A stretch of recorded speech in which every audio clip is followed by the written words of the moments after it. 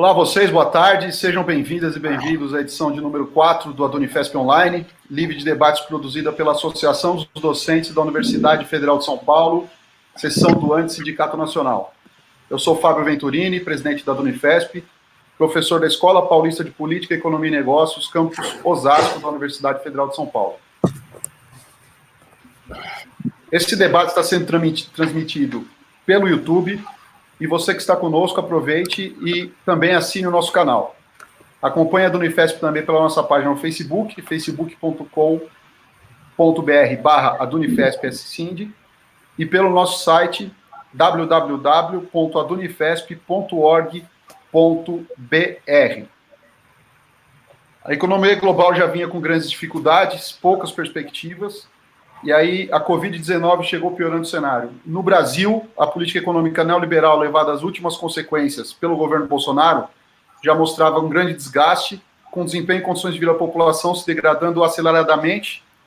E por isso, na edição de hoje, 23 de abril de 2020, nós vamos conversar sobre a Covid-19, a crise econômica, como estamos, o que podemos esperar.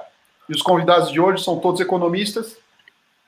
O professor João Sixu, que é do Instituto de Economia da Universidade Federal do Rio de Janeiro e foi diretor de Políticas Econômicas do IPEA, Instituto de Pesquisas Econômicas Aplicadas.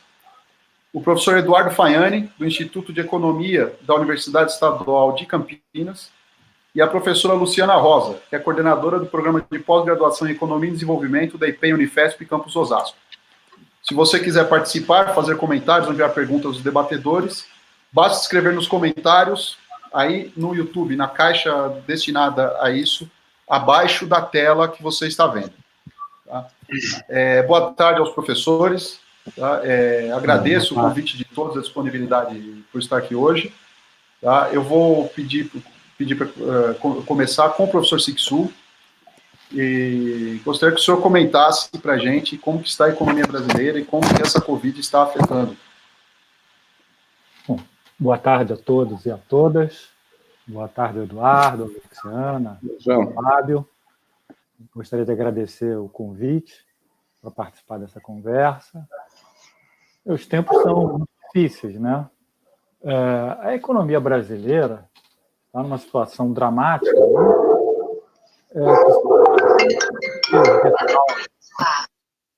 É preciso enfatizar que a economia brasileira já estava numa situação muito ruim.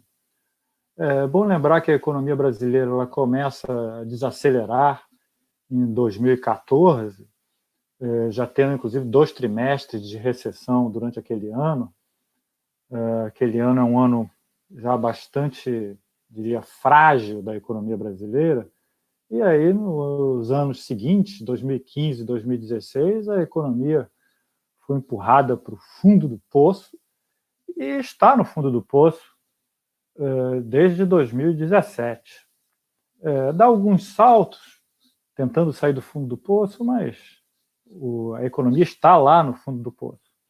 O que acontece é que essa economia já muito debilitada, que estava no fundo do poço, foi atingida agora por uma crise sanitária que se transforma numa crise econômica, que coloca, na verdade, um porão dentro do poço que nós estávamos. Então, a economia vai dar mais um mergulho nesse poço que parecia que já era o fundo, já parecia que era o mínimo que a economia teria alcançado e que dali poderia se recuperar. Olha, recuperação nunca houve nesses últimos 3 anos. As taxas de crescimento foram muito baixas, mas muito pior do que as taxas de crescimento baixas foram as taxas de crescimento do investimento. A variável investimento é a variável que sintetiza o ânimo de uma economia e o ânimo empresarial, e, portanto, a possibilidade de geração de emprego e de saída realmente do fundo do poço. E as taxas de crescimento do investimento foram pífias, irrisórias. Então, eu diria que nós estamos na pior situação que eu já vi a economia brasileira, que eu já estudei a economia brasileira. Nos anos 20, quando nós fomos atingidos aí pela Grande Depressão, tomamos medidas eficazes. As medidas naquele período foram medidas de governo, fazer compras do excesso de café produzido e não consumido pela economia americana, que era a principal importadora do café brasileiro, uma medida que surtiu bastante efeito. No ano de 31 e 32, a economia brasileira já cresceu a taxas elevadas e com taxas de crescimento do investimento também elevadíssimas. E algo semelhante aconteceu nas recessões do início dos anos 80 e início dos anos 90. Nós estávamos numa situação agora muito diferente, uma situação de desemprego alto por longo tempo e com a demanda deprimida também por um longo tempo. E agora, como eu disse, o fundo do poço mostrou que tem porão. E a gente está caindo agora dentro desse porão.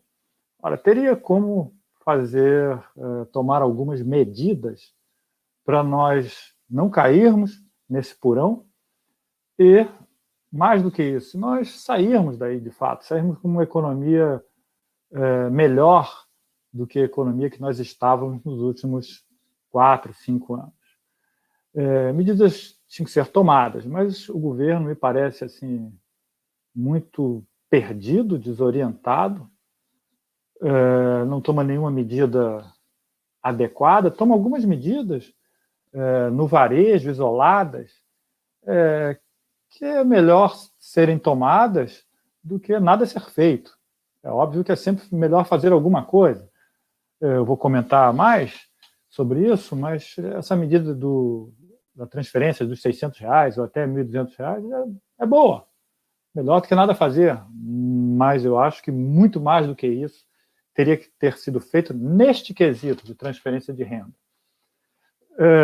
Então, eu diria que a gente teria que tomar medidas agora bastante eficazes, mas muito eficazes. Mas precisávamos de um governo competente, de um governo eficaz, de uma equipe econômica que tivesse uma orientação, inclusive teórica, intelectual, porque nós podemos conversar mais à frente. Essa equipe econômica, ela não tem orientação nenhuma, ela fica ali num balcão, que eu não consigo exatamente dizer balcão do quê, mas fica ali num balcão esperneando,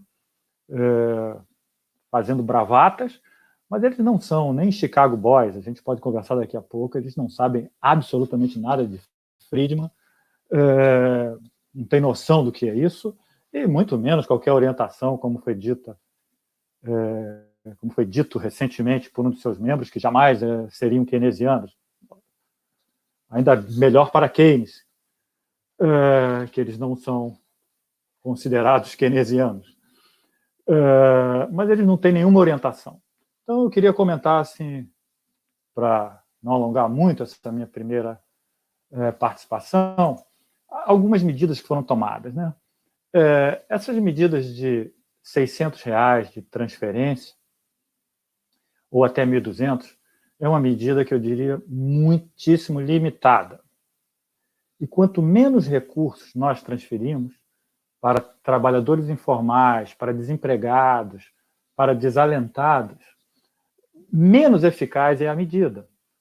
O governo queria transferir R$200 para as pessoas. Não ia adiantar nada, as pessoas iam receber os R$200 e iam continuar trabalhando, ou seja, ia desperdiçar recursos, iam continuar indo para as ruas. Mas eu digo que com R$600 isso também ainda vai acontecer para uma parcela muito grande da população atingida por esse benefício. Porque, por exemplo, um motorista de Uber solteiro, ele receberia R$600. Você acha que ele vai deixar de trabalhar, de dirigir o seu Uber, de ir para a rua, de se expor para receber R$600? Vai deixar de trabalhar para receber R$600? Não. Ele vai continuar trabalhando e ainda vai receber os R$600. Então, na verdade, o que deveria ter sido feito era pagar um salário mínimo do DIEESE para cada família. O salário do DIEESE está aí em torno de R$4.300. Aí alguém pode perguntar, mas será que o governo pode pagar R$ 4.300 por família para mantê-las em casa? Pode, porque o governo paga em reais. E o dono da fábrica de reais é o governo. Né? O governo pode emitir reais e fazer todos os pagamentos necessários para sustentar a sua política de recuperação econômica e de manutenção da dignidade da vida nesse momento. Então, o que eu estou falando aqui não é nenhuma grande novidade minha ou de keynesianos extremados. Na verdade, eu já vi falando aí muitos economistas conservadores nos últimos tempos pregavam aí o corte de gastos, a diminuição do Estado, etc., etc. Já vi muitos deles defendendo essa mesma ideia, a ideia de que o governo pode emitir moeda e isso não causará inflação, e a gente pode conversar mais à frente. Eu queria, então, tratar mais de 2 tópicos, rapidamente, para não me alongar muito. É preciso transferir recursos para as empresas, principalmente para as pequenas e médias. Transferir recursos, que eu estou falando, não estou falando de abrir crédito, porque as empresas não vão tomar crédito, não vão se endividar para pagar salário de trabalhador que não está trabalhando. As empresas vão demitir, é mais barato demitir do que tomar crédito. Crédito pode-se fazer para as grandes empresas, para as empresas de médio para grande porte. Essas podem, porque tem trabalhadores muito qualificados que elas não gostariam de demitir. Então, essas empresas podem receber um crédito e o benefício de ter uma taxa de juros, por exemplo, 0, porque eu não vejo sentido a taxa de juros não ser 0, se o lucro da empresa me parece que está sendo 0. Então, bancos públicos tinham que entrar aí dando crédito à taxa de juros 0 e com carência para as grandes empresas, empresas de médio porte para grande porte, poderem ter uma folga para poder transitar durante este período. E uma última observação que eu gostaria de fazer ainda é a seguinte: eu sou absolutamente favorável a uma das medidas que o governo está tomando, e tem sido muito criticada, e eu realmente achei muito curioso, que o Banco Central poderia socorrer bancos, poderia comprar ativos chamados podres de bancos. Olha, o que eu acho que tem que haver é transparência. E não é transparência agora, não, porque esse tipo de operação não se faz transparência do dia para a noite, da seguinte forma: olha, socorri tal banco, X ou Y, que isso provoca corrida bancária. O que deve ter é uma transparência, ou seja, um compromisso daqui a 2 anos, por exemplo, de serem listadas as instituições financeiras que foram socorridas, dizer qual foi o montante, dizer exatamente a descrição da operação, isso sim, mas daqui a 2 anos, porque bancos têm que ser socorridos. Diferentemente do que eu ouvi falar, inclusive de segmentos heterodoxos ou da esquerda, é o seguinte: olha, mas restaurante quebra, por que banco não pode quebrar? Não, restaurante quebra, e quando um restaurante quebra, ele pode até favorecer a vida do seu concorrente. Quando um banco quebra, ele quebra o banco seguinte, porque o passivo dele é o ativo do outro. E assim sucessivamente. Bancos vão quebrando de acordo com aquela figura que a gente vê de queda de dominó. Então, não trate bancos como tratam restaurantes. Tá? Bancos são instituições que eu diria assim, vitais para impedir que risco sistêmico e crise sistêmica sejam propagadas na economia. Nós já temos uma crise econômica, já iniciamos aqui esse ano de 2020 numa crise econômica. Recebemos uma crise sanitária. Não vamos querer ter, nesse momento, mais uma crise, chamada crise financeira. Eu diria que essa medida, assim, eu acho que é uma boa medida. Agora, o governo é muito inábil, é totalmente atabalhoado, toma essa medida e não toma medida para socorrer trabalhadores.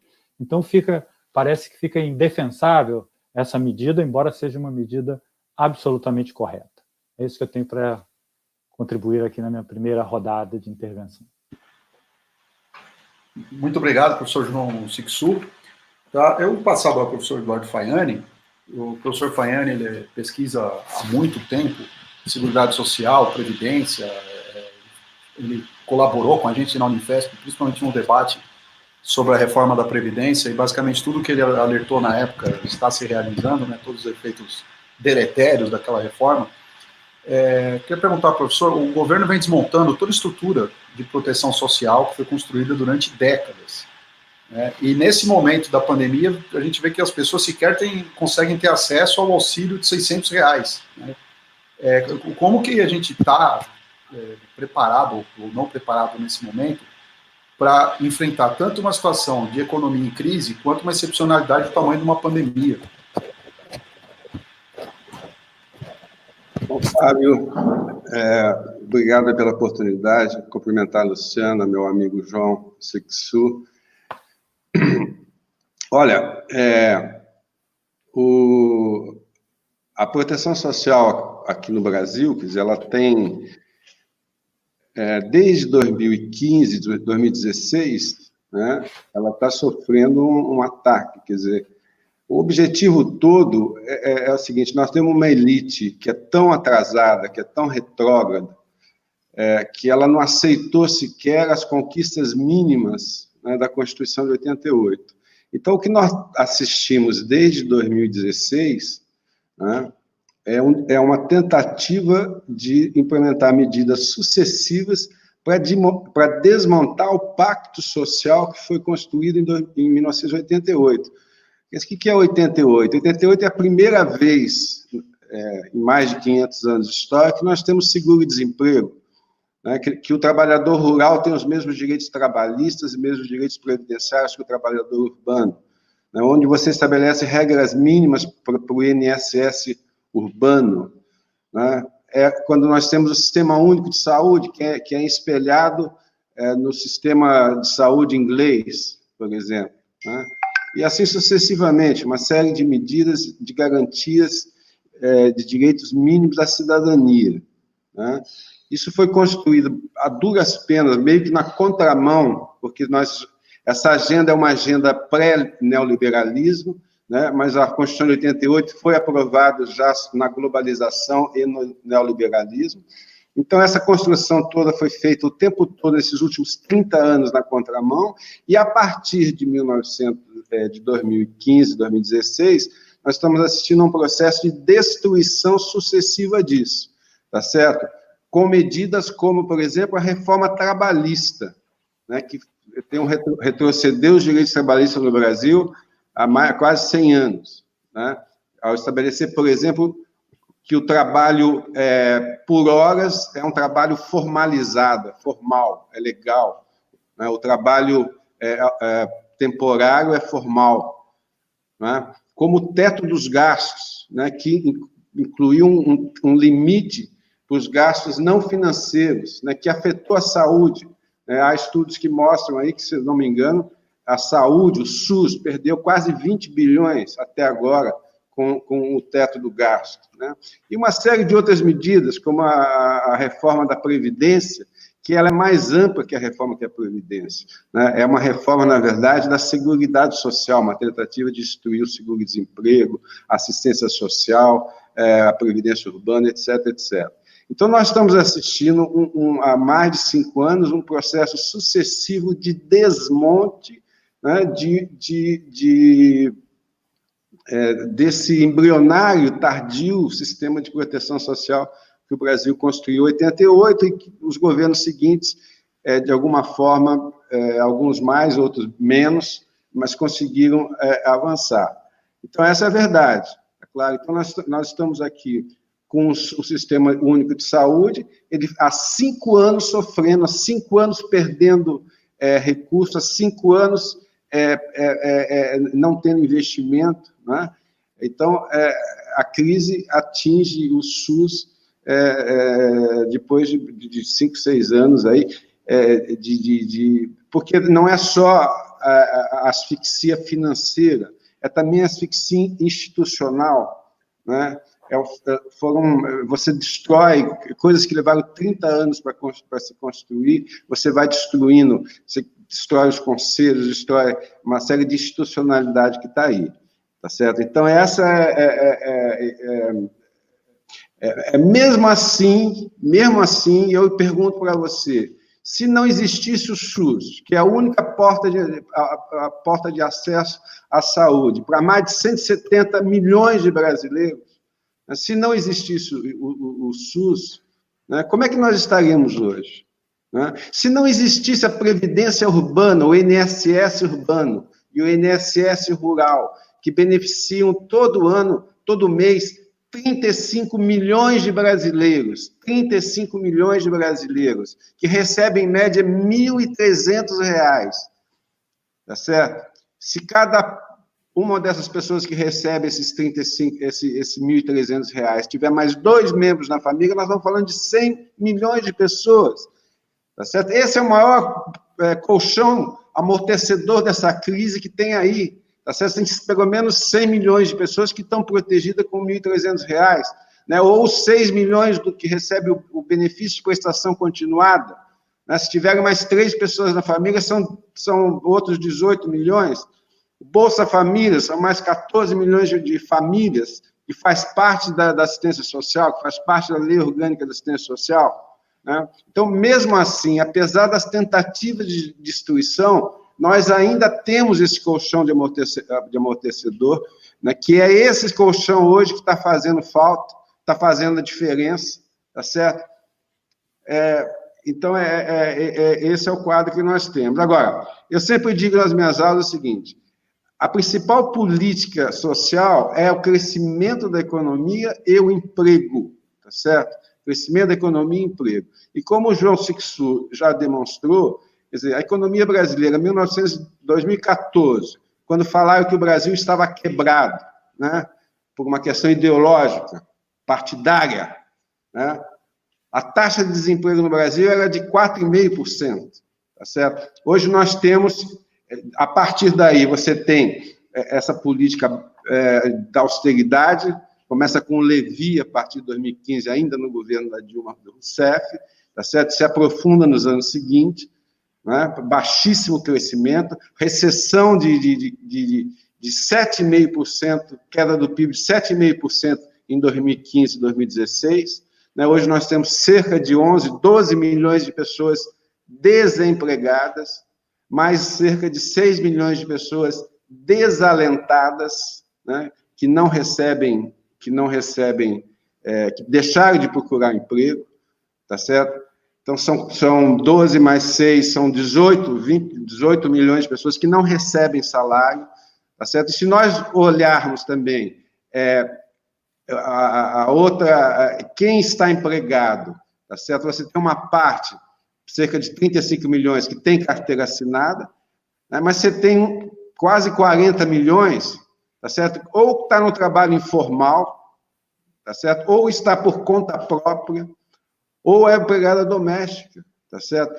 Então, veja, nós temos hoje no Brasil, por conta desta política econômica desastrosa que foi implementada no Brasil nos últimos anos e aprofundada com o Guedes, né, nós temos no Brasil cerca de 12 milhões de desempregados, 5 desalentados, mais cerca de 40 que recebem, que estão em empregos muito precários, com salários muito baixos, tá certo? Eu estava fazendo a conta outro dia, são quase 59 milhões de pessoas que ou estão desempregadas ou desalentadas, ou na informalidade, conta própria, ou pessoas que trabalho doméstico, tá certo? Baixíssimo salário, né? Sem esquecer que, se eu não me engano, o rendimento médio per capita no Brasil é em torno de R$900, tá certo? E nós temos também, já terminando a minha primeira fala, então eu tenho 59 milhões, 60 milhões de pessoas empregadas ou desempregadas, e quem está empregado com baixíssimo salário.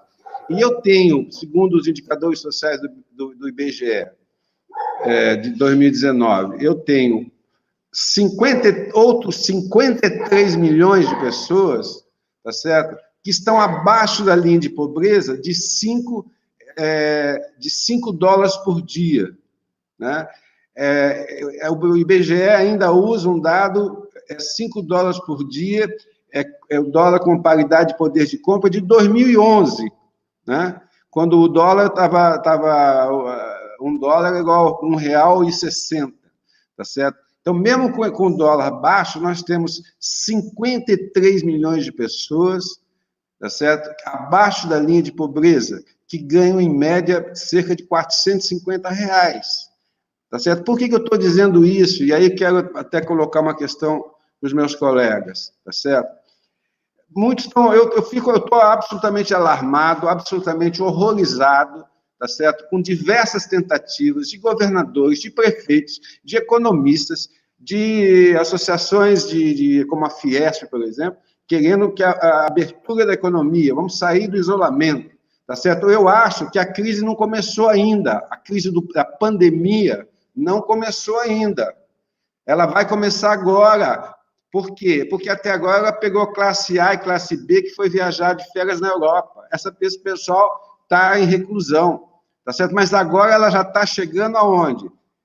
Nas periferias das grandes cidades, tá certo? Nessas pessoas que tinham um baixíssimo salário ou estavam desempregados, que agora nem esse salário tem, tá certo? Ou nos 60 milhões de pessoas, 53 milhões de pessoas que estão abaixo da linha de pobreza. 53 milhões de pessoas é mais do que a população da Espanha, é 5 vezes a população de Portugal, tá certo?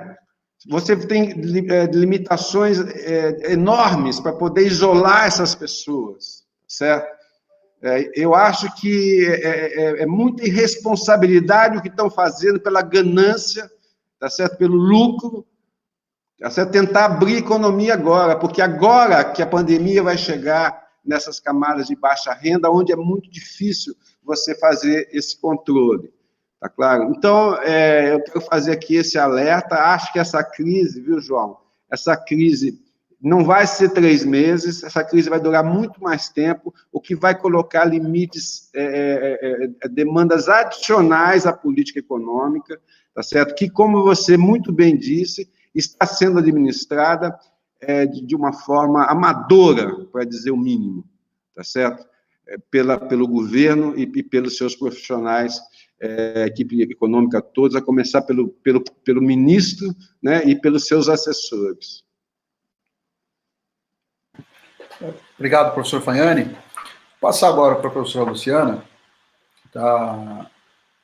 Professor Luciana, a gente está habituado, né? O professor Fajani e o professor Sixto já falaram da questão da competência questionável do governo Bolsonaro e das conversas de economistas e alguns governadores e prefeitos, mas o governo ele tem usado muito, né? E às vezes é complicado para quem não é economista compreender as propostas, os postulados apresentados pelo governo, apresentados pelas críticas. E o governo ele insiste muito, principalmente o presidente Bolsonaro, o ministro Paulo Guedes, eles usam um discurso de que ou o governo cuida das pessoas ou ele cuida da economia, como se não fosse possível ter uma política, um planejamento para cuidar dos dois, né? Não tem mesmo como cuidar dos dois, como que é possível cuidar dessas duas áreas? Oi, boa tarde a todos. Obrigado, pessoal da Unifesp, por ter me convidado aqui com esses dois grandes nomes da economia brasileira aqui, para a gente comentar um pouco. Para falar desse falso dilema que o governo ele insiste, né, em bater nesse falso dilema entre a economia ou a saúde, né, a vida das pessoas, é bom a gente voltar um pouquinho no tempo e nos lembrarmos que um pouco antes do início mesmo da epidemia, ali para o mês de fevereiro, quando saíram os dados, né, do final do ano a respeito do PIB do ano anterior, vocês vão se lembrar que foi feito um circo, né, com atores e tal, para o governo, para o presidente da República, fugir de discutir a questão do PIB, né, o tamanho do PIB. Quando vinham perguntar a respeito do PIB, ele foge daí. Então, essa é uma forma de criar um dilema inexistente, porque a economia ela vai cair de todo jeito. Ela vai cair se ela ficar na quarentena e ela vai cair se as pessoas morrerem aos montes. De todo jeito, a economia vai parar, né? Então, você cria um falso dilema, joga isso para a sociedade, para uma população que, como disse o professor Fanhani agora há pouco, está desempregada, está desalentada. Desalentada é pior, porque ele está procurando emprego e já desistiu. Ele fala, olha, eu não vou arrumar emprego mais. Então, nem vou procurar mais, tá? Então, os desalentados, os desocupados, os desempregados, essas pessoas, elas veem a sua renda do dia para a noite, que já era baixa, cair a zero, porque foi feita uma quarentena.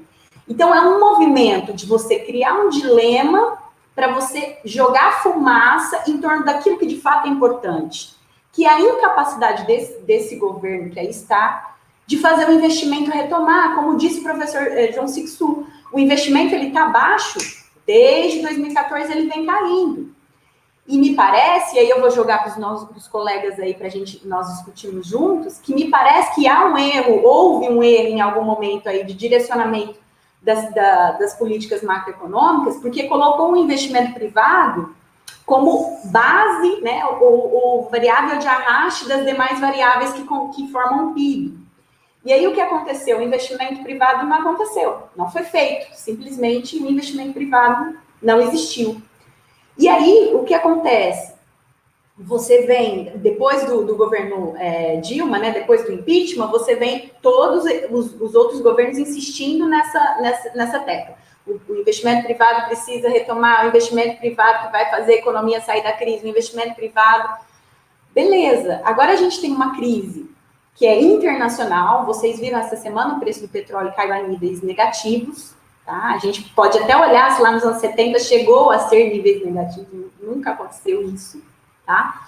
É uma crise muito profunda, que está abalando todos os países do planeta, e o investimento privado, qual que é o que ele tem na mão? Ele olha e fala assim, bom, eu tenho um governo confuso, uma gestão da política econômica muito confusa, uma hora dá um sinal, outra hora dá outro, uma hora fala uma coisa, outra hora fala outra.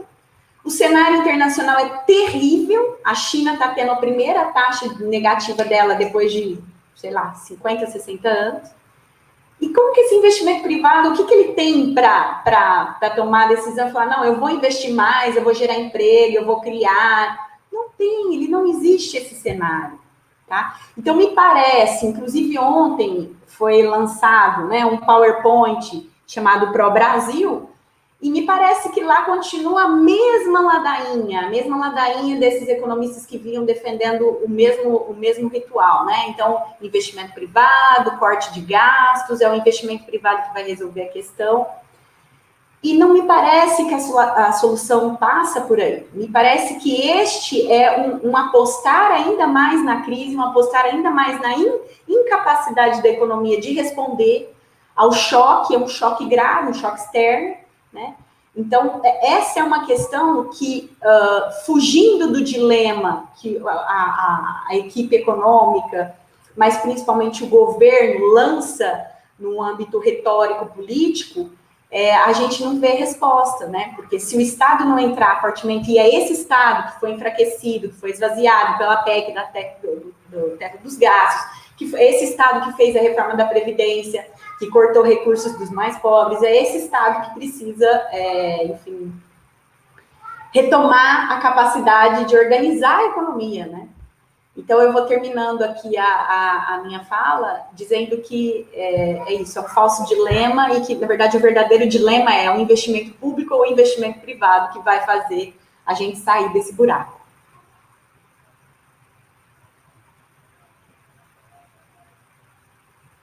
Tá. Obrigado, professora Luciana. A gente teve algumas perguntas, alguns comentários aqui durante essa primeira rodada. Eu vou ler aqui e depois passar para os debatedores para eles responderem essas perguntas, tá?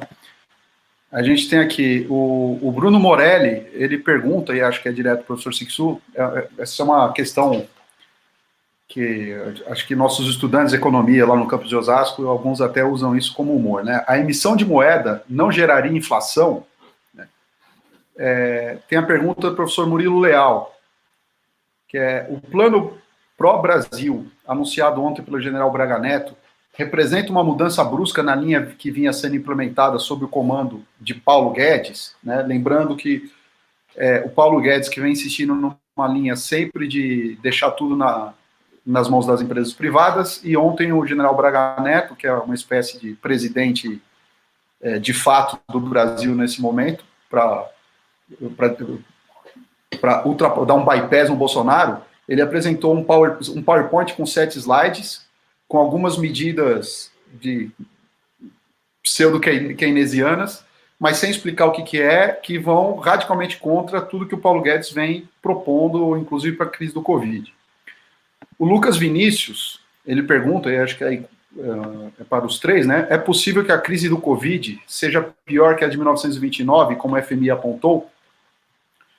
A professora Clélia Bertoncini, ela pergunta especificamente para o professor Faiani, onde ele vê os principais focos ou locais de emprego para esses 59 milhões de desalentados e desempregados.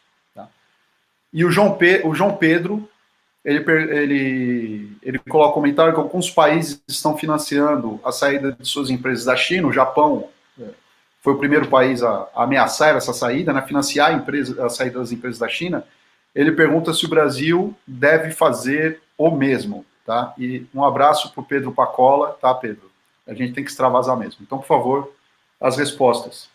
Acho que o professor João Sixu pode começar, que foi a primeira enviada para ele. Posso, obrigado pela pergunta. Essa é uma resposta que eu já dei, acho que mais de uma dezena de vezes no último mês, que é essa pergunta: emitir moeda e o governo gastar essa moeda emitida não causa inflação? Isso é muito curioso, porque isso parece que paira no senso comum. Lá no Instituto de Economia da UFRJ, os alunos chegam no primeiro período com essa ideia. E aí eu pergunto, mas aonde você leu isso? Qual foi o livro que você leu isso? Qual foi a palestra que você foi, que tinha um economista falando isso? E aí não sabem responder. Mas está no ar essa ideia. Essa é uma ideia completamente incorreta, eu vou tentar explicar por quê. Inflação é sempre um desequilíbrio, sempre um desequilíbrio entre oferta e demanda, sempre.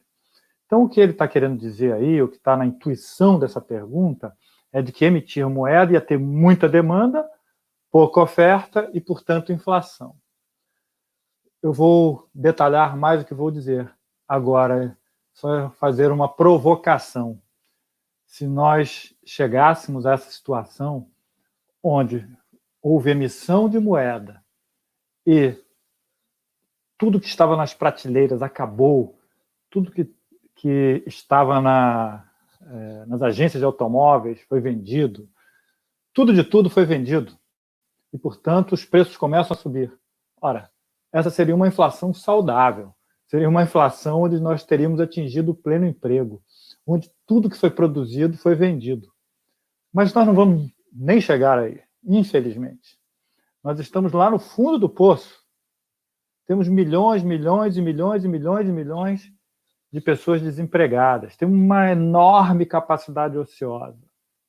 Então, o que vai acontecer é simplesmente aumentar a demanda para impedir uma queda. Nesse momento, eu acho que nós não vamos nem conseguir crescer. Então, o aumento da demanda agora, aumento adicional de demanda, provocado por uma emissão de moeda, o que ela faria era só impedir a queda, e não de crescer de uma forma tão robusta que causaria inflação. E o que tem que se fazer agora é uma reorientação ou reconversão industrial para atender a demanda de alguns segmentos, principalmente equipamentos de proteção individual, equipamentos hospitalares, talvez até aumentar a produção em alguns setores, como o setor de higiene, outro talvez também de alimentação. Agora, isso não causa inflação, não. Só mais 2 exemplos para fechar a pergunta. Se endividar também é colocar mais dinheiro novo na economia, tal como emitir. Tributar os ricos e tomar o dinheiro dos ricos que estava estagnado em algum lugar e colocar na economia também é colocar dinheiro na economia real, dinheiro novo na economia real. Isso também não causaria inflação. Ou seja, qualquer forma de gasto adicional do governo, venha por um desses 3 caminhos que eu acabei de mencionar, emissão de moeda, endividamento ou tributação, é dinheiro novo na economia real. E isto não causa inflação neste momento. Nós estamos no fundo de um poço, como eu disse. Nós estamos impedindo uma queda. Nós não estamos acelerando uma recuperação. Eu diria, se no momento de aceleração de uma recuperação, pode ser que eu diria, olha, pode ser que cause inflação.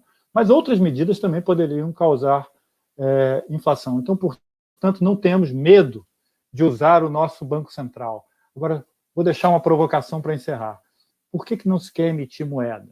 Porque quer que o governo faça endividamento.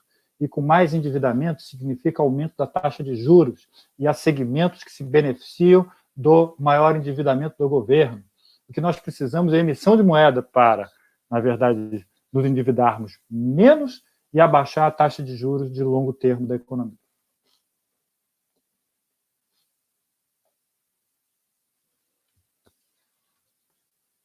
Professor Fajani, e esses 59 milhões de desempregados desalentados, para onde que eles podem ir?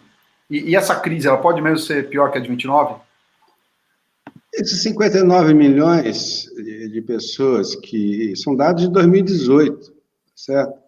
Que tinha 12 milhões de desempregados, mais 5 desalentados, né? E hoje a gente não sabe, como eu estou dizendo, a crise, do meu ponto de vista, essa crise é mais grave do que talvez do que a de 29, né? Porque a crise de 29 era uma crise do sistema financeiro, né? Agora é uma crise sanitária que parou o mundo, quer dizer, está afetando todas as cadeias produtivas, né? Todo o setor produtivo está sendo afetado no mundo todo, né? E repito, não se sabe o que vai acontecer até que tenha uma vacina, uma medicação, né?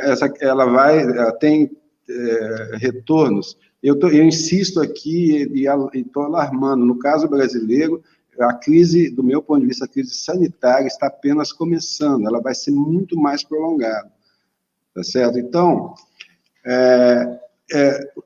a crise ser mais prolongada significa o seguinte, que a taxa de desemprego, se era 12, não sei para quanto vai subir, tá certo? Estão dizendo uma queda do PIB de 5%. Eu acho que é conservador uma queda do PIB de 5% esse ano. Eu acho que talvez a queda do PIB seja mais, né? Está havendo um desemprego, os empresários, apesar de alguns incentivos fiscais que estão sendo dados por os empresários estão demitindo. Então, a tendência é que aumente o desemprego, né? Por conta da demissão, enfim, em massa, que provavelmente vai acontecer. Então, aí voltando um pouco, quer dizer, eu concordo totalmente com o João. Essa é a hora de emitir moeda. Não há nenhuma ameaça com a inflação, não tem demanda, tá certo? Capacidade ociosa lá embaixo, as empresas estão com capacidade ociosa, tá certo? Não tem perigo de aumentar preço. Ou tem que emitir, tem que se endividar e tem que fazer reforma tributária. Eu queria falar um pouco da reforma tributária, tá certo? Para quê?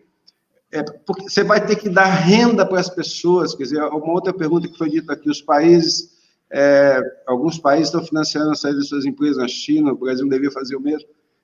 Não, alguns países estão dando incentivos fortes e tal. Esse incentivo, eu participei de um grupo que estava propondo um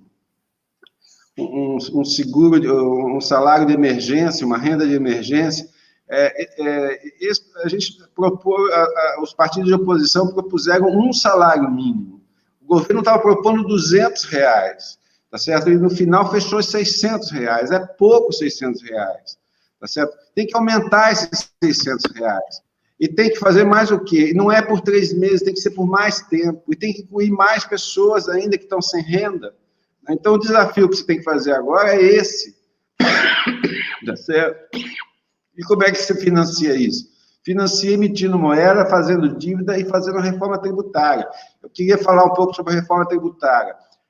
Eu participei de um grupo com mais de 40 especialistas, nós montamos uma proposta de reforma tributária, nós chamamos proposta de reforma tributária solidária, é o título disso. Depois nós conseguimos levar esse projeto para os governadores do Nordeste, que abraçaram o projeto, e depois os partidos da oposição abraçaram o projeto, né? Hoje a mídia falava até recentemente que existiam só 2 projetos de reforma tributária no Congresso Nacional, a PEC 45 e a PEC 110. Né? É mentira, existiam 3 projetos de reforma tributária, tinha um 3º projeto de reforma tributária, que era, de fato, o único projeto de reforma tributária que tramitava no Congresso, porque os outros 2 não eram reforma tributária, era reforma da tributação do consumo, eles não mexem na renda nem no patrimônio, e o Brasil é uma vergonha do ponto de vista da tributação, porque 50% da nossa arrecadação de impostos vem sobre o consumo, que penaliza os mais pobres. Enquanto, por exemplo, nos Estados Unidos, 17% do total que é arrecadado vem da tributação do consumo. Aqui é 50%, somos vice-campeões mundiais em tributação sobre consumo. E, por outro lado, nós tributamos pouco a renda e o patrimônio. Nos Estados Unidos, renda e patrimônio representam 60%. Nos países da OCDE, a média é um pouquinho inferior do que isso. No Brasil, renda e patrimônio representam 20% da nossa arrecadação. Tá certo? Nós temos diversos mecanismos que fazem com que os ricos não paguem imposto. Um sujeito que ganha R$500 mil por mês, tá certo? Ele tem 80% da sua renda isenta de tributação por diversos fatores, tá certo? Então, nesse momento, eu estou com esse mesmo grupo trabalhando para a gente transformar, nós produzimos um documento chamado Tributar os Ricos para enfrentar a crise. Nós temos que tributar os ricos para enfrentar a crise. Quando eu falo rico, eu estou falando de menos, não é 1%, eu estou falando de 0,1% da população brasileira, tá certo? Nós estamos propondo medidas para tributar 0,1% da população brasileira, tá certo? Então, nós estamos transformando isso em projetos de lei para apresentar para o Congresso, para que o Congresso tente aprovar alguma dessas medidas esse ano, para começar a valer para o ano que vem. Né? Porque para o ano que vem, essa crise vai ser prolongada, eles vão tentar voltar, na verdade, com as políticas de austeridade. Tá certo? E a reforma tributária é um mecanismo que capacita o Estado para poder reconstruir o sistema de proteção social, fazer uma renda básica que substitua o salário ou a falta do salário, isso vai ser importante. E só para vocês terem uma ideia, esse nosso projeto emergencial da reforma tributária, que repito, taxa 0,1% do total de brasileiros, tá certo? Os super ricos, tá certo? Ele permite, nós estimamos um aumento de receita da ordem de 270 bilhões por ano, tá certo? Então, nós temos que avançar nessa linha, como o João mencionou, emitir moeda, aumentar endividamento e fazer a reforma tributária para quê? Para sustentar a renda das famílias, a renda das empresas, microempresas, etc., para que essa tragédia social e sanitária não seja tão dramática como, infelizmente, eu acho que vai ser.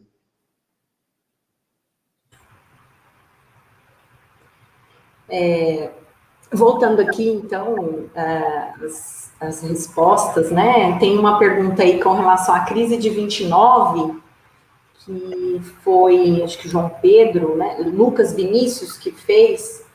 O FMI está apontando que essa crise de agora vai ser pior que a crise de 29.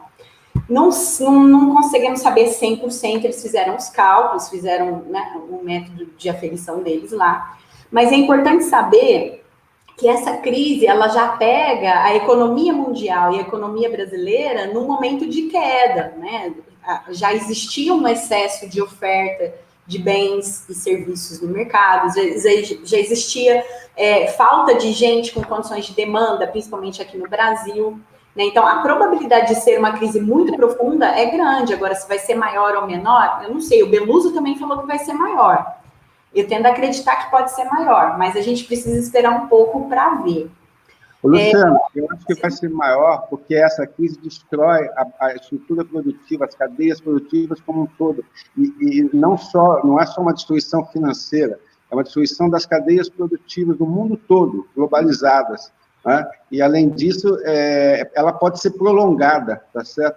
Antes você tinha que enfrentar a liquidez do sistema financeiro, etc., as empresas e tal. Agora, a reconstrução das cadeias é muito mais grave, do meu ponto de vista.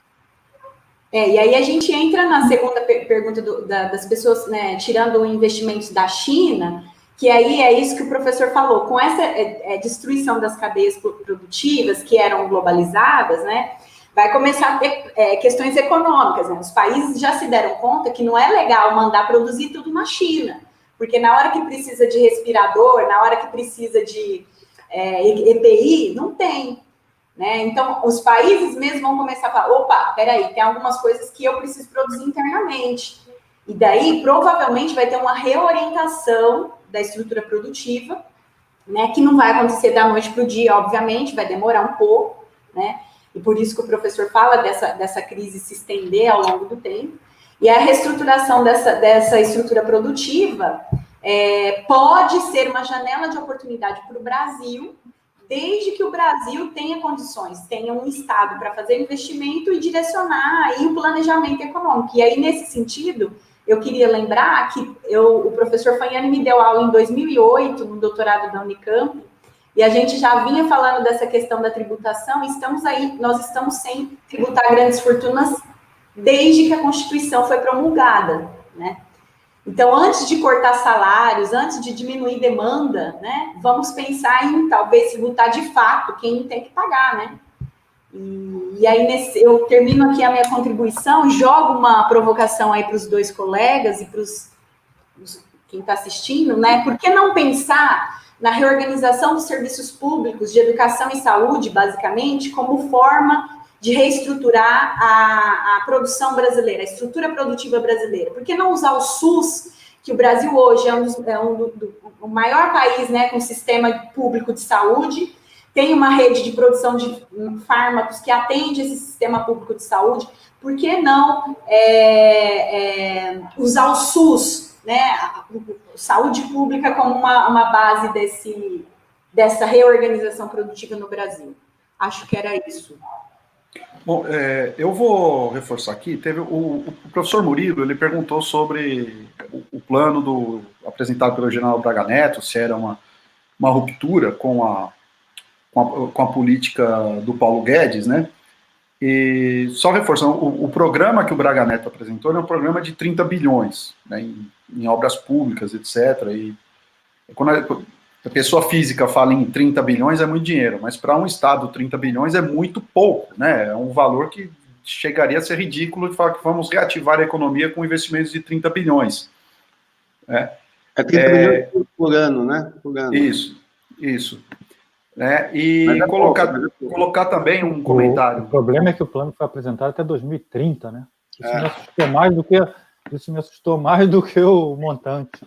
Sim, e tem um comentário aqui do professor Fábio Luiz Barbosa, do Departamento de Relações Internacionais da Unifesp, né, que ele direciona ao professor Sixu, mas quem todos quiserem responder, fiquem à vontade,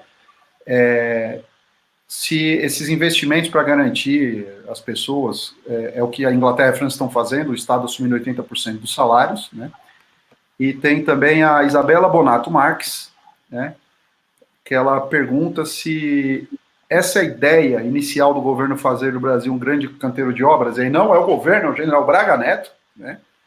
Qual o possível real impacto na geração de empregos, né? Que eu acho que isso tem alguma coisa a ver com a provocação da Luciana, se não é o caso de usar os serviços públicos e a estrutura pública para fazer essa ativação da economia.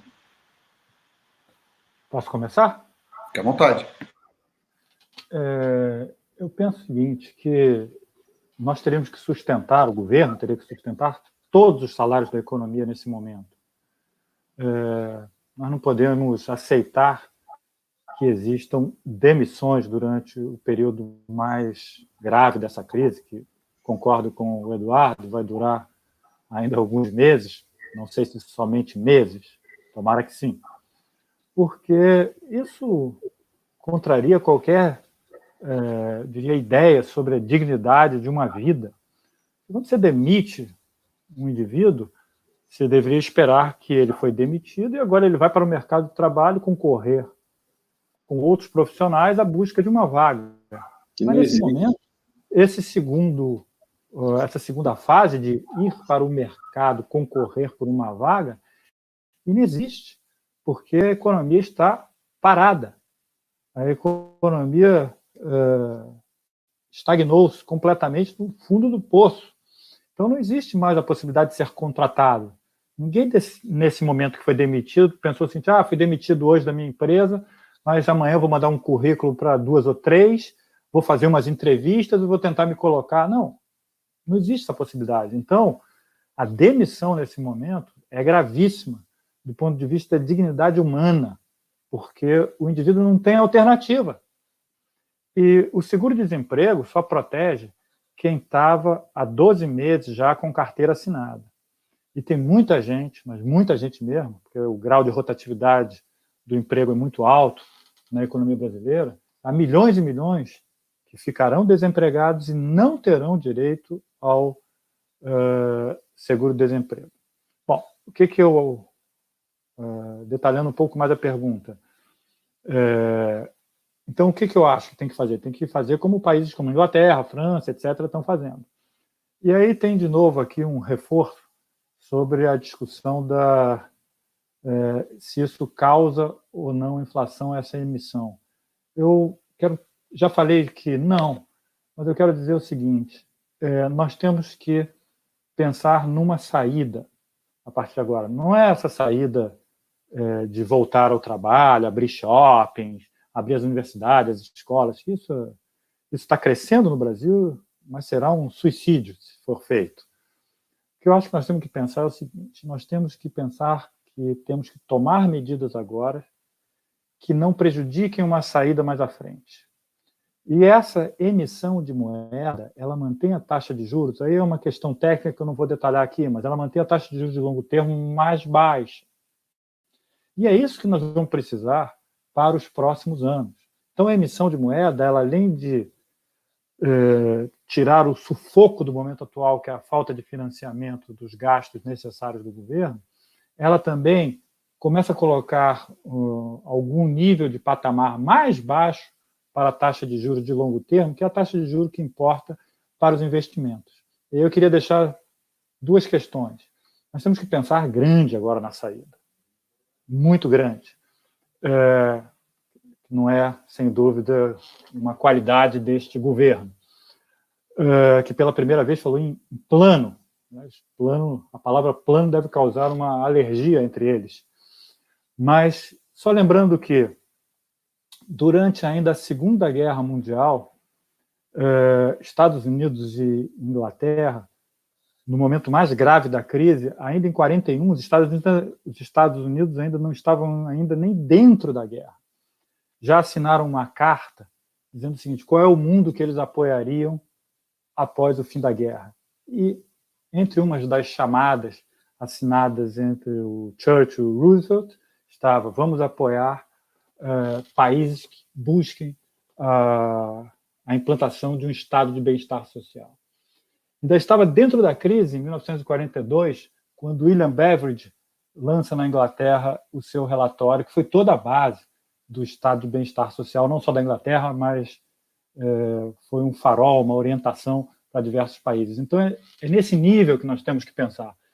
Nós temos que pensar muito grande, numa reorganização completa da sociedade do Estado brasileiro, e não num plano de investimentos. O plano de investimentos é ótimo, faz parte. Assim como R$600 também está ótimo, faz parte. Melhor do que nada. Nós temos que pensar grande, temos que pensar como Roosevelt e como William Beveridge.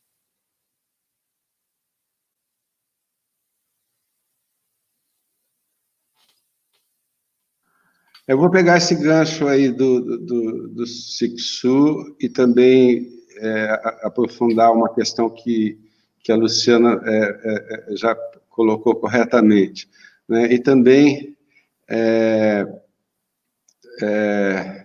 responder aqui uma questão. Professores, com essa ideia inicial do governo fazer do Brasil um grande canteiro de obras, qual o possível real impacto nos empregos, considerando o efeito multiplicador? Eu acho que o João colocou muito bem. Quer dizer, nós temos que pensar grande. Quer dizer, o que foi?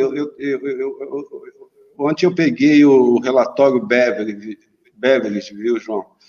E ali o que eles estão propondo é o seguinte: é um pacto pelo pleno emprego, né, com o estado de bem-estar social, tá certo?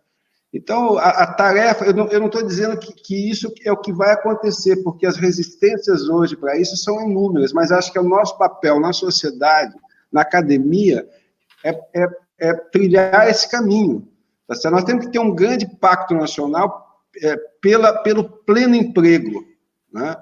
E a reconstrução do nosso estado social tardio, precário, mas que tem capacidade, que tem mesmo assim, mesmo com todas as ameaças que ele sofreu, ele tem um efeito, do ponto da redução da desigualdade de renda e da proteção social muito grande, né? E na questão do pleno emprego, quer dizer, você tem que ter investimento, né? Nós temos que dar renda para as pessoas, transferências de renda, né? Eu acho que agora a ideia de você dar uma renda básica, tem que tomar muito cuidado quando se fala de renda básica, porque as pessoas acham que a renda básica que se discutia há 20, 30 anos atrás era uma renda básica proposta pelo Hayek na década de 50, depois pelo Friedman, tá certo? Que era uma renda básica para substituir o Estado social, para substituir as políticas universais. Mas hoje em dia se começa a discutir, especialmente na Europa, antes se discutia por conta da quarta revolução industrial, que você vai ter uma corrosão dos empregos, uma renda básica para substituir a falta de salário, a falta de emprego. Essa questão dessa renda básica, essa sim, nós temos que começar a discutir no Brasil, tá certo? Além de fortalecimento da Previdência, do BPC, do Bolsa Família e de diversos outros, seguro-desemprego, dos diversos outros programas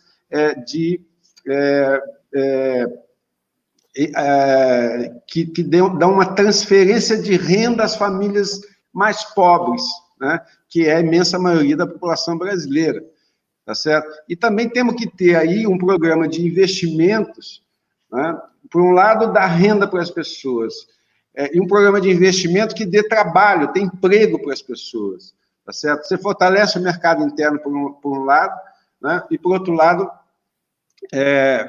como é que você faz esse crescimento? Com investimentos pesados do Estado, e aí esses investimentos vão tendo um efeito multiplicador, né? Aquela velha ideia do New Deal, tá certo? Do Roosevelt, você tem que tapar buraco, abrir buraco, fechar buraco. Eu me lembro que em 2007, 2008, né, na crise de 2007, 2008, o governo do Lula, na época, fez o programa Minha Casa, Minha Vida. Eu sempre disse isso, o programa Minha Casa, Minha Vida não é um programa habitacional, é um programa contracíclico. A ideia é construir 1 milhão de casas. Quando você vai produzir 1 milhão de casas, tá certo? Você vai incentivar a indústria da construção civil, a indústria do cimento, a indústria do ferro, a indústria do vidro, etc. Isso tem um efeito multiplicador na economia, geração de emprego, renda, etc. Isso vai ter um impacto mais à frente, né? E como a Luciana colocou, já concluindo, né, sim, nós temos que o Brasil tem uma desigualdade enorme na infraestrutura econômica e social, né? O investimento na infraestrutura social é uma forma de você ter esses efeitos multiplicadores que eu estou dizendo. Por exemplo, metade da população brasileira mora em casas sem coleta de esgoto. Você imagina se o Estado faz um mega programa para universalizar, tá certo? A coleta do esgoto no Brasil como um todo. Eu tenho 25% da população brasileira, são quase 50 milhões de pessoas, que não tem água em casa, tá certo? Você pode ter um programa desse tipo, programa habitacional, nosso transporte público, o transporte público no Brasil, eu, em 1984, minha tese de mestrado era sobre transporte público. A tese chamava Pobres Viajantes, tá certo? E de lá para cá, eu acompanho esse debate sobre transporte público, eu vejo que não mudou nada. Quer dizer, qualquer país, qualquer cidade, como São Paulo, como Rio de Janeiro, com 7, 8, 10 milhões de habitantes, tem transporte de alta capacidade, metrô, trem de ferrovia de subúrbio, etc. E nós não fizemos isso nas nossas grandes metrópoles. Então, só estou dando algum exemplo, que além da saúde, a saúde tem a ideia fantástica toda. O SUS é o maior sistema de saúde pública do mundo. Ele demanda bilhões de insumos, tá certo? Você imagina você atender 170 milhões de pessoas, você precisa de esparadrapo, precisa de remédio, precisa disso, precisa daquilo, precisa de equipamentos. Então, aquela velha ideia que o Gadelha, da Fiocruz e outras pessoas, né, desenvolveram do complexo industrial da saúde, que depois foi desmontado nesse período recente, o Brasil passou a ficar, de novo, importando essas coisas, em vez de produzir aqui dentro, tá certo? Então, temos que pensar grande nessa linha, né, de construir um projeto de desenvolvimento que enfrente, na verdade, entre outras coisas, a infraestrutura social brasileira, que é um desastre. Isso é muito fácil de dizer, mas é muito difícil de fazer, porque esse país é muito atrasado e essas elites são muito retrógradas. Eu não tenho dúvidas que daqui a 6 meses, 1 ano, vão voltar com a velha... Eu já vi hoje, não estava vendo agora um programa na televisão, já tinha lá um representante do mercado financeiro, preocupadíssima com a dívida, temos que voltar com as reformas. Então, vai ser um embate. Na verdade, o neoliberalismo que está em quarentena. Ninguém virou keynesiano, não. Eu vejo muita gente aí que era ortodoxo até 6 meses atrás, 1 ano atrás, virou keynesiano de ocasião, tá certo? Mas daqui a pouco eles vão voltar a ser ortodoxos. Então, nós vamos ter que travar uma batalha muito difícil a partir da superação da crise sanitária. Não vai ser uma questão simples, não. Mas hoje, ao contrário de outros momentos, eu acho que tem mais chance desse debate que nós estamos propondo avançar, porque essa crise, ela pega as pessoas, a crise de 2008 pegava o mercado financeiro, quem tinha renda no mercado financeiro, tá certo? Essa crise de hoje, não, ela está pegando as pessoas estão perdendo entes queridos, as pessoas estão com medo, as pessoas estão com medo de se infectar, medo de pessoas da família se infectar, tá certo? Então, elas estão dando valor, tá certo? Por exemplo, ao sistema de saúde, por exemplo, a importância de um sistema de proteção social. Termino lembrando da frase do presidente francês, que dizia o seguinte: olha, a gente até agora criticava o nosso sistema de bem-estar social francês, tá certo? Com cortes, com enxugamentos, etc. Nós temos que mudar essa ideia, nós temos que pensar o nosso sistema de proteção social, ele é um valor fundamental, porque sem ele, como é que nós estaríamos nessa crise? Então, esse é um pouco o cenário que eu vejo aí para frente. E aí, retomando aqui a fala, eu me lembrei aqui um pouco quando o professor Fanhani falou a respeito do Pacto Social pelo Pleno Emprego, né? Numa sociedade nesse momento que nós estamos vivendo, onde houve um processo de precarização das leis trabalhistas, né? Tudo isso teria que ser reconstruído em novas bases, né? E, de fato, a janela de oportunidades que o vírus trouxe, né, que o corona trouxe, foi exatamente de colocar todo mundo em alerta, né? As pessoas mais ricas, mas também as pessoas mais pobres. E aí, de fato, abre uma opção, que é a opção de pensar que o serviço público é que vai dar a resposta, que vai dar a saída, né? Mas, ao mesmo tempo, veja, tem um debate teórico entre os economistas aqui no Brasil, que é um debate teórico e político, né? Que é aqueles que defendem as condições de oferta, então você tem que melhorar as condições de oferta da economia, né, normalmente, e aí as condições de oferta por si só, né, como diz a Laura Carvalho, a fada da credibilidade vem, joga uma pitadinha e tudo por si só entra num círculo virtuoso de crescimento. E tem os economistas que pensam que precisa de demanda, o investimento para acontecer, ele tem que olhar para algum lugar e pensar, né, ver a possibilidade de lucro, né, o sujeito olha e fala, bom, eu posso ganhar aqui, então eu vou entrar ali. Esse debate no Brasil, ele é um debate muito político, porque o pessoal que é da condição de... os economistas das condições de oferta, eles vão estar olhando para o quê? Para a taxa de endividamento público, taxa de juros e etc. Né? E os que estão pensando na demanda são exatamente os que vão propor uma política fiscal contracíclica, né? A possibilidade de imprimir moeda acima do que está aí, né? Acima do limite. E, enfim, esse debate hoje está truncado em torno volto na minha fala, do falso dilema. Né? Então, ou a gente salva a economia, e aí mantém as condições de oferta, né? Ou a gente salva vidas. E aí vamos salvar a economia e deixa as pessoas morrerem. Mas veja, as pessoas morrendo também vai afetar a condição de oferta, vai afetar a condição de demanda. Então, essa questão é uma questão bastante interessante. E eu queria falar um pouquinho só sobre o efeito multiplicador de uma das perguntas que apareceu ali. Alguns setores da economia, reconhecidamente, eles geram mais emprego, eles geram mais renda. E eles geram mais empregos exatamente para as pessoas que tendem a gastar mais. Então, a construção civil, como disse o professor Eduardo Fagnani, é uma delas. Então, lá atrás, em 2007, quando vinha a crise do subprime, investir em construção civil significava gerar mais empregos. E hoje, os setores que estão ali na frente para gerar muito emprego são exatamente os setores que estão prestando serviços vinculados à saúde. Aí vocês vão falar assim, Luciana, mas é porque agora está tendo epidemia. Não, não é. Tem uma carência de serviços nessa área, né? Tanto é assim que as empresas privadas cresceram pra caramba nos últimos anos, as empresas privadas de seguro de saúde, né? Então, eu queria colocar isso, e aí eu vou pegar mais uma perguntinha que alguém colocou aqui de um New Deal verde.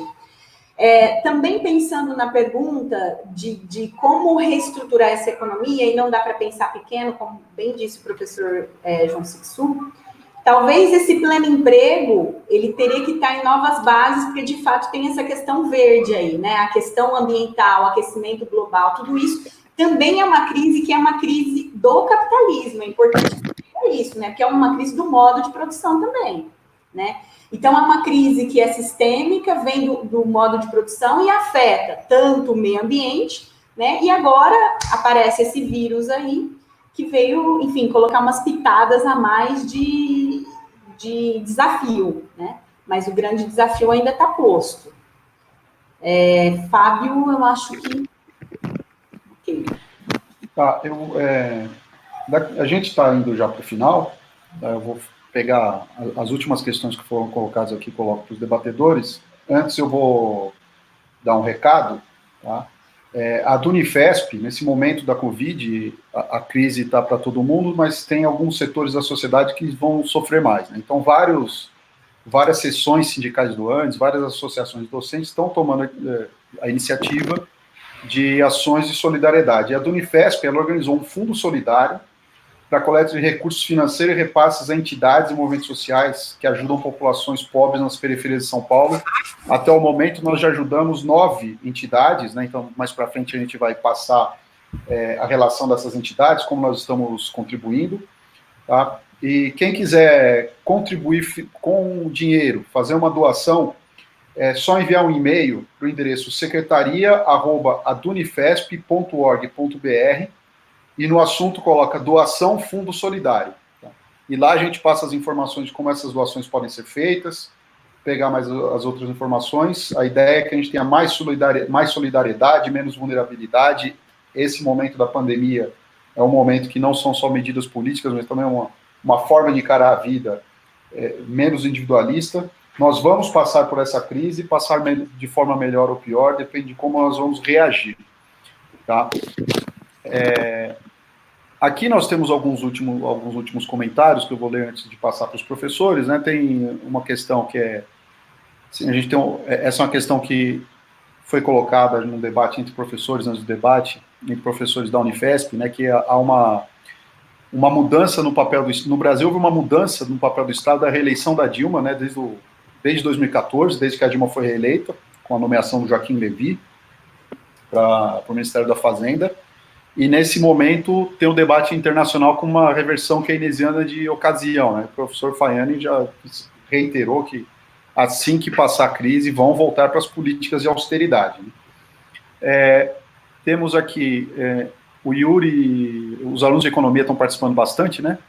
Yuri Passuelo, ele faz um comentário peremptório, não é uma pergunta, que intervenções contracíclicas devem ser colocadas apenas ao final da crise de forma responsável.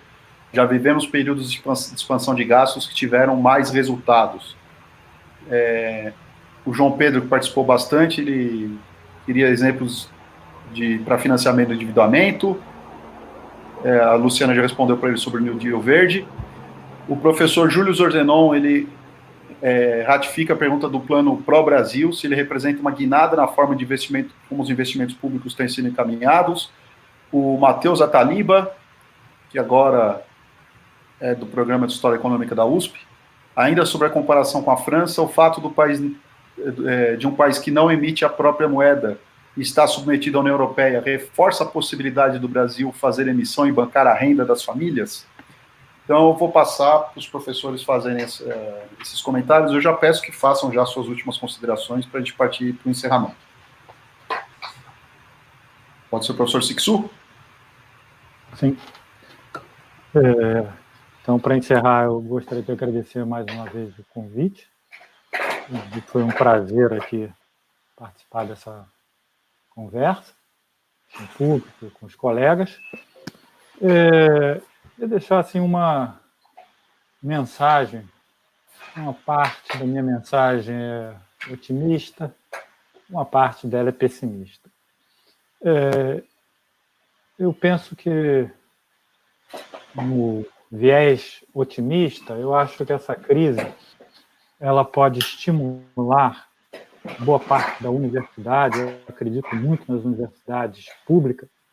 Ali estão professores, cientistas, pesquisadores de alta qualidade, que estão ali por uma vocação, por uma opção de vida.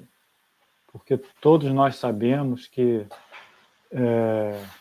poderiam, muitos de nós, estar em outras posições no setor privado, tendo um rendimento muito maior. Mas a universidade é o local que acolheu esses milhares de profissionais, pesquisadores, cientistas, professores, que têm uma vocação muito forte para a vida acadêmica, a vida da reflexão. Eu penso que de dentro das universidades é que pode sair essa ideia de, a partir de agora, nós pensarmos de uma forma bastante convicta, empenhada, sobre o futuro do Brasil, sobre o futuro, que eu falo, é a reorganização da nossa sociedade, a reorganização do Estado brasileiro, conforme eu já tinha dito anteriormente. E eu digo sociedade e Estado, eu acho que tem que pensar, além de questões tópicas no varejo, e não precisa ser de esquerda, heterodoxo, basta apenas ser equilibrado para pensar em boas ideias para se transformar a sociedade brasileira e o Estado brasileiro. Gostaria de lembrar que William Beveridge, ele não era filiado e militante do Partido Trabalhista. Ele era, pelo contrário, ele era um economista e militante do Partido Liberal. Ele era um liberal, William Beveridge. Portanto, para ser liberal, não é necessariamente você deve ser um sujeito com consciência social limitada. Repito, William Beveridge era um liberal. E temos que pensar grande, assim, concordando com a Luciana e com o Eduardo, eu diria que o New Deal é uma boa referência, porque o New Deal tem, de fato, um programa de obras públicas emergencial para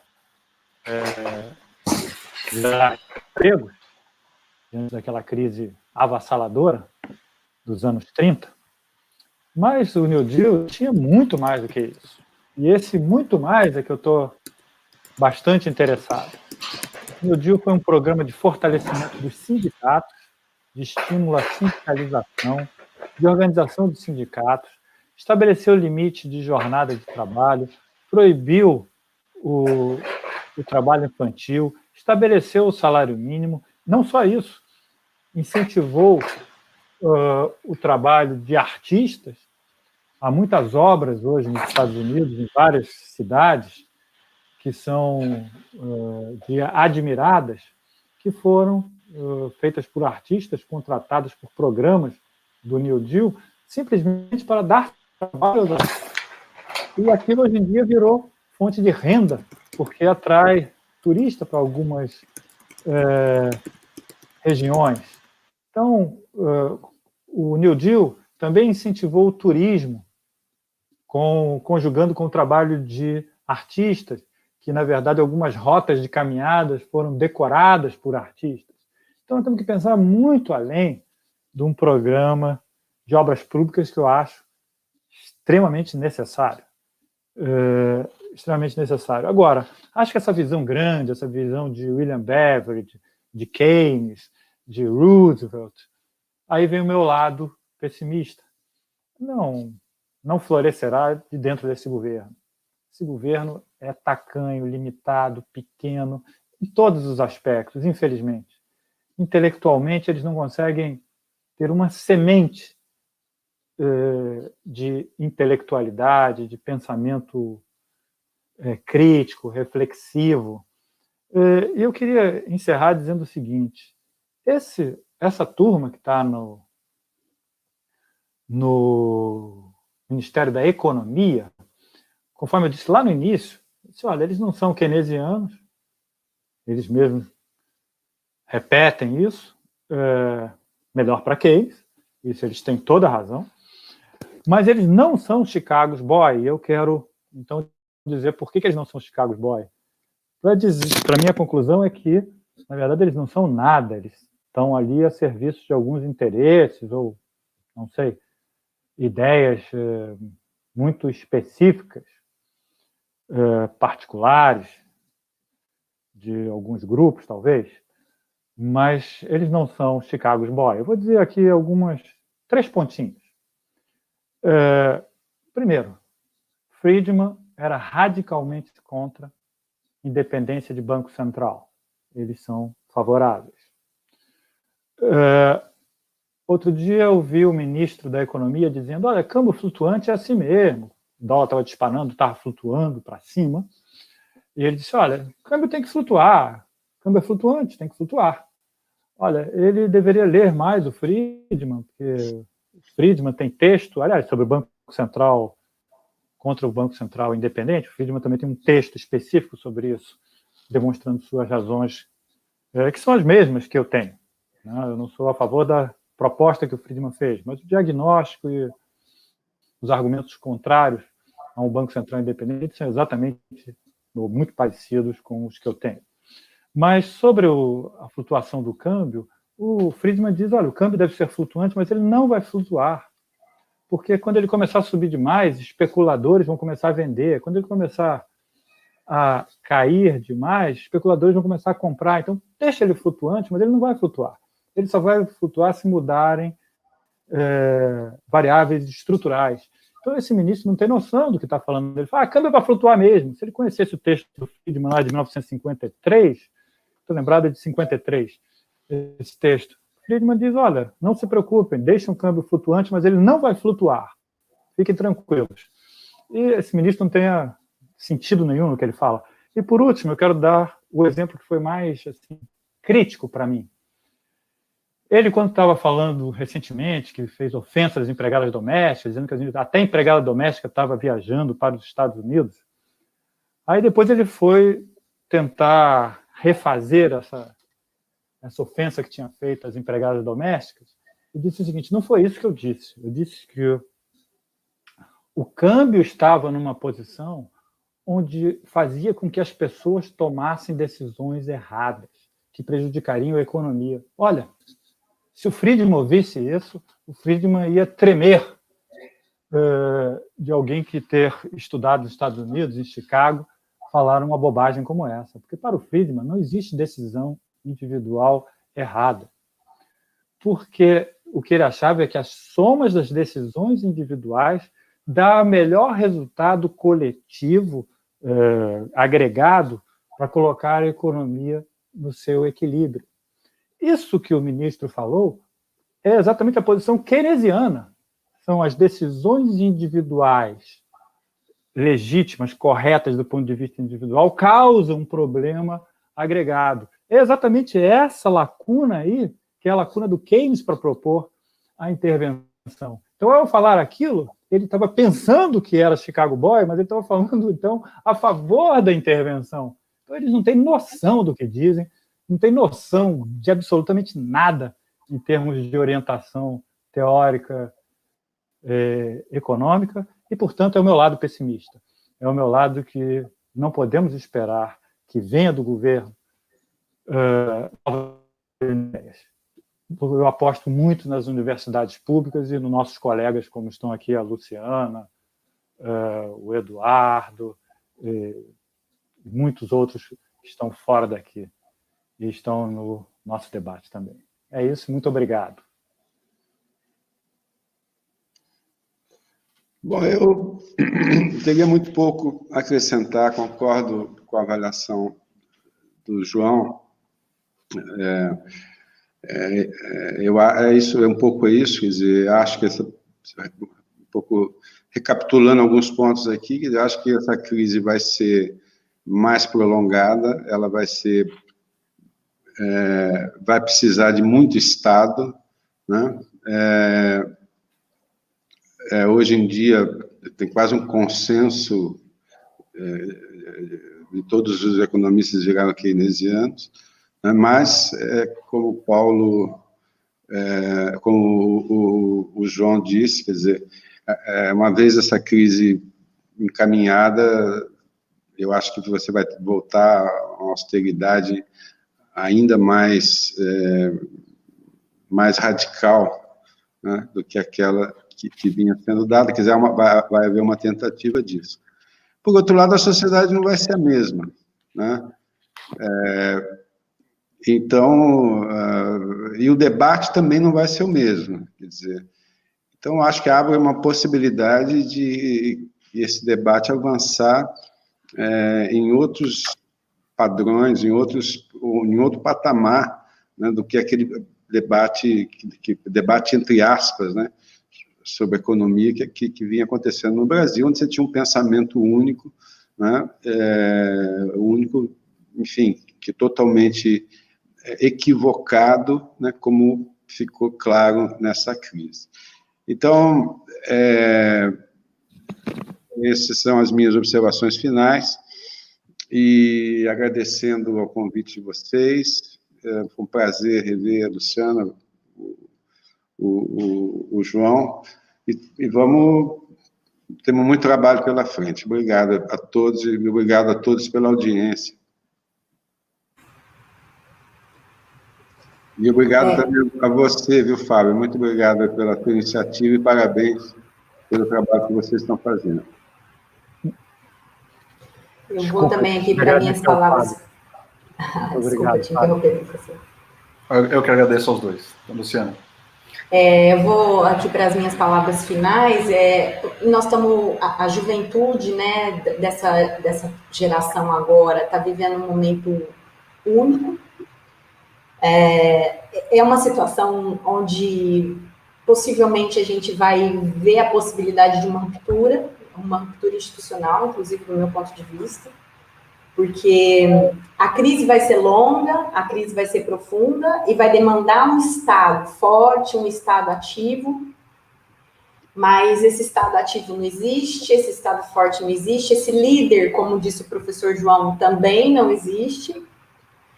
E, ao mesmo tempo, as pessoas estão perdendo renda, estão perdendo capacidade de consumo, capacidade de participar da vida coletiva. Então, é uma realidade muito complexa que pode trazer uma distensão, né? E aí, nesse sentido, eu não quero fazer previsão da crise, do fim da crise, eu tenho a dizer duas coisas. Acho que o papel das universidades é crucial. Não é à toa que é exatamente essa universidade que estava sofrendo ataque, essa ciência que estava sofrendo ataque, que estava sofrendo corte de recursos, né? Então, essa universidade, ela é a fonte de resistência e a fonte de onde pode brotar o novo. E aí, de fato, o novo é novo. A gente pode olhar para trás, aprender, mas o novo vai ser o novo, né? Então, é um momento delicado, mas os jovens precisam participar do debate, precisam se envolver, precisam se interessar pelas coisas, pelo que está acontecendo com o seu país, com o seu vizinho, com a sociedade em todo. E cada vez que a universidade, os jovens se apropriarem das realidades, do que de fato está acontecendo, a gente vai construindo um caminho no sentido da civilização, porque ele está muito mais próximo hoje da barbárie, da confusão, né, do não conhecimento. Então, nesse sentido, quero reiterar, vamos nos apropriar, vamos tentar melhorar a nossa forma de comunicação para chegar, de fato, nas pessoas que precisam ouvir o que a gente tem a dizer, que não tem outro ouvido, que não tem outra fonte para ouvir coisas diferentes, e vamos fazer de pouquinho em pouquinho, que eu acho que o processo vai ser longo, vai ser doloroso, mas tem uma janela de oportunidade aberta para nós. Quero agradecer à Unifesp, agradecer ao Fábio, ao professor João Sixu, ao professor Eduardo, e, enfim, é isso. Eu que agradeço a participação dos três. Tá?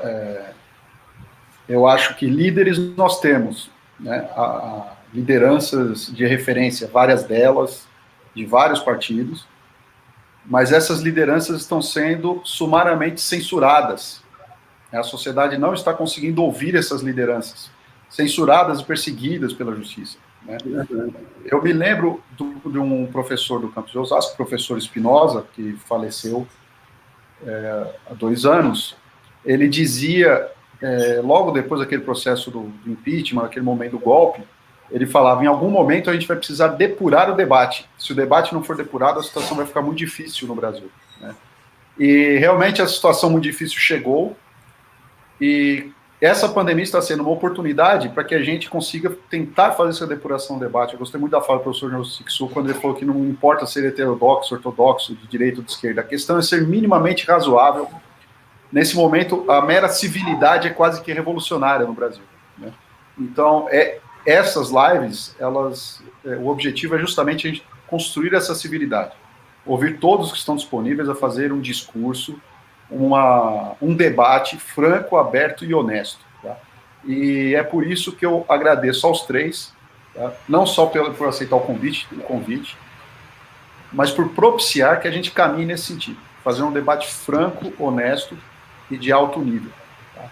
Então eu agradeço aos três, ao professor João Sixu, que é professor do Instituto de Economia da Universidade Federal do Rio de Janeiro, e foi diretor de Políticas Econômicas do IPEA, professor Eduardo Faiani, do Instituto de Economia da Universidade Estadual de Campinas, a Unicamp, e a professora Luciana Rosa, que é coordenadora do Programa de Pós-Graduação em Economia e Desenvolvimento da IPEA Unifesp Campus Osasco.